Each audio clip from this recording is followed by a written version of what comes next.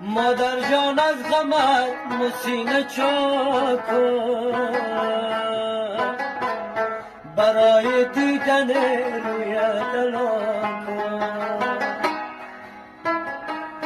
از آن ترسم بمیرم در غریبی، بیایی رد شوی نشناسی خاکن. من آن ابرم که بارانش تو باشی، همان یوسف که کنانش تو باشی. مسافر می شوم تا آخر عمر، از آن راهی که پایان